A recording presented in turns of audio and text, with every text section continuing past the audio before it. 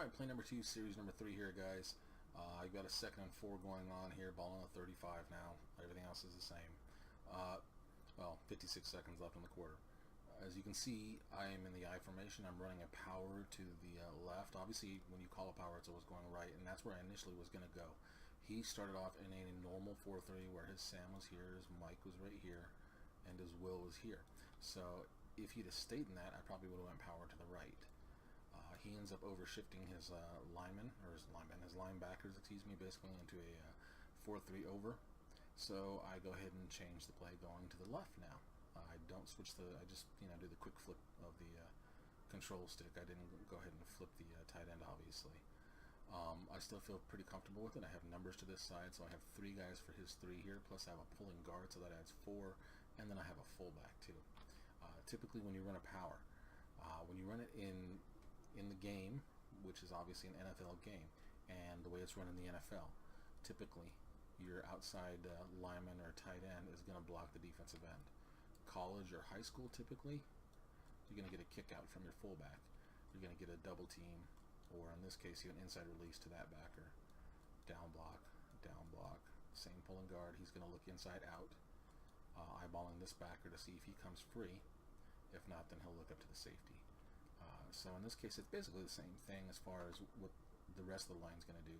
The only difference is you're going to get usually a block like this, and a turn up here, or a bounce out, depending on what the tackle can do with the defensive end. If the tackle kicks him out and washes him out, then yeah, the fullback should cut up inside.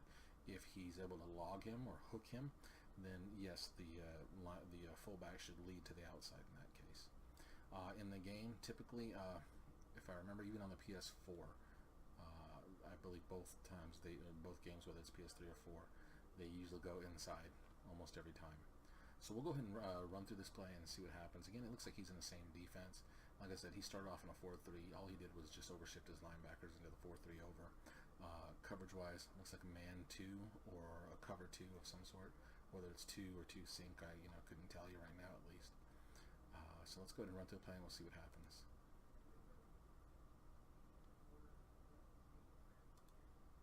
Okay, so looking at it right there, just looking at his coverage, actually, that is 2 sync. No, actually, sorry.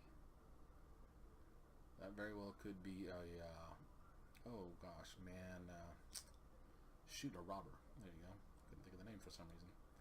He drops back in the deep middle, and he drops under, which none of that has really anything to do with the actual play and what's going on, but, just to give you guys a little information.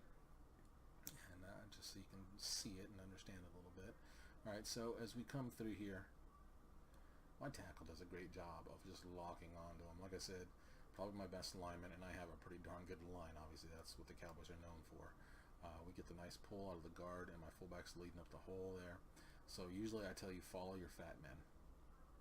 Usually I would tell you, get in behind those big boys and just follow them along. Now, normally I would. I see this guy free right now, and yeah, I know one of these guys should get him. Both of them right now are attacking that linebacker there. So what I do is initially I try to keep him as tight as I can, and then break it out almost like you would on a stretch. In this case, I don't want to cut, but it looks like there's a nice hole here, but I don't like to cut back on powers, mainly because you have that pulling guard, so there's usually guys that can free up on that.